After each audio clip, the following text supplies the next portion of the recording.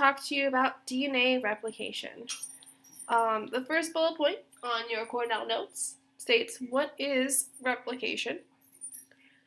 DNA replication is the process in which a cell copies its DNA. So basically, you are making another set of DNA. This is important because cells need to have 2 copies of its DNA before the cell divides. This way, each cell has a copy of DNA after they divide. If you need a second, go ahead and pause the video so you can continue writing.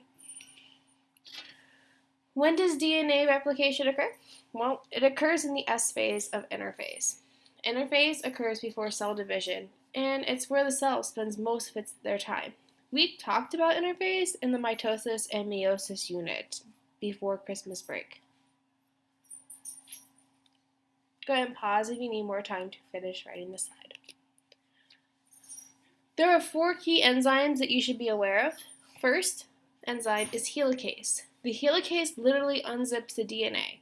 It does this by breaking the hydrogen bonds between the bases. The next enzyme is primase. Primase lays the primer or starting point for the DNA polymerase. DNA polymerase builds a new DNA strand, and it can only go in the 5' to 3' direction. The apostrophe by the 5 and the 3 is read as prime, so you read that as 5' to 3'. Ligase glues fragments of DNA together after it has been replicated. Go ahead and pause now if you need to finish writing. So there are 4 steps to DNA replication. We're going to go over each step. The first step is when helicase unzips the DNA molecule.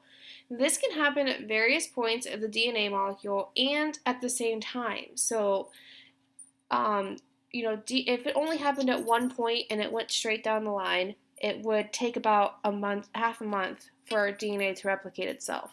But since it can happen at various points along the molecule, it only takes about an hour for DNA to replicate itself. So that's pretty amazing. Step number 2. These things called single-stranded binding or SSB proteins bind to each strand to keep them separate.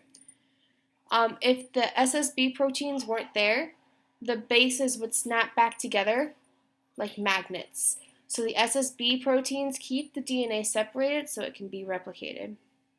Primase also begins to lay the primer or the starting point for DNA polymerase. Go ahead and pause if you need to finish writing this slide. In step 3, DNA polymerase begins working on the 5' to 3' strand, where the primase laid a primer. DNA polymerase does this strand in one continuous sweep. Helicase is continuing to unzip the DNA molecule as this process starts. Go ahead and pause if you need to finish writing the slide. In step 4, DNA polymerase begins working on the 3' to 5' strand.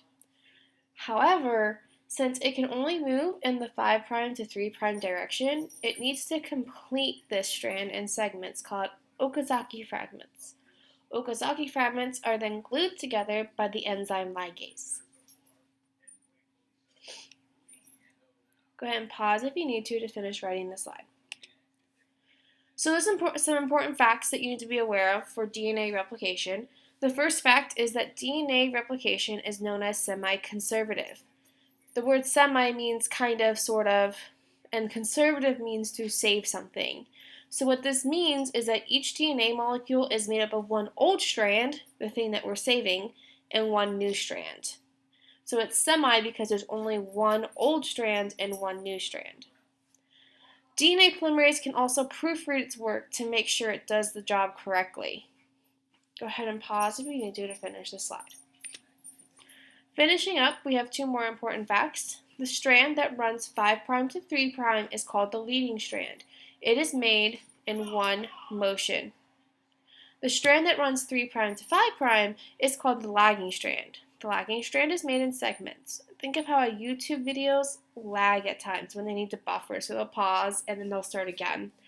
That is how the 3' to 5' strand is made. If you have any questions, let me know before or after class.